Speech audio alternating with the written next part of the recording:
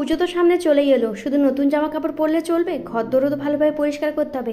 তো রবিবার দিন ডিসাইড করে নিয়েছিলাম যে সারা দিনটা শুধুমাত্র ঘরদোর পরিষ্কারই করব আর একদম ছকছকে করে নেব। তো সেই মতো কাজে লেগে পড়েছি। এখানে যা যা শোপিসগুলো আছে সেগুলো সবগুলোকে একটা একটা করে নামিয়ে ভালোভাবে কিন্তু পরিষ্কার করে নিয়েছি। আর এই বুদ্ধটাকে দেখেছো কতটা কিউট, তো এদেরকেও এখানে ভালোভাবে কিন্তু সাজিয়ে দিচ্ছি। তারপরে এতটা দেরি হয়ে গেছে যে ব্রেকফাস্ট বানানোর সময় পাইনি, তো বরকে বললাম যে বাইরে থেকে কিছু একটা কিনে নিয়ে আসো। তো এখানে ইডলি আর বড়া কিনে নিয়ে এসছে, তো সেটাই এখনই খেয়ে নেব।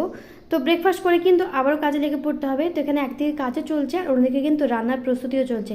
এরই মাঝখানে কিন্তু আবার একটু বাইরে বেরোবো, সেই কারণে একটু ঝটপট করে রান্নাটা কিন্তু সেরে নিচ্ছি। এবার হলে তো স্পেশাল কিছু একটা বানাতেই হবে, এই কারণে এখানে বানাচ্ছি বাসন্তী পোলাও, সাথে বানাচ্ছি চিকেন কষা আর চিংড়ি মাছের মালাইকারিও কিন্তু বানিয়েছিলাম। ঝটপট কিন্তু রান্নাটা সেরে নিয়েছি। এরপর টুকটাক অনেক জিনিস কেনার আছে, তার জন্য কিন্তু আমি আর মেয়ে দুজনেই কিন্তু রেডি হয়ে নিয়েছি। রেডি হয়ে বেরিয়ে পড়েছি। বাইরের ওয়েদারটা একদমই ভালো না, একদমই মেঘলা ওয়েদার। আর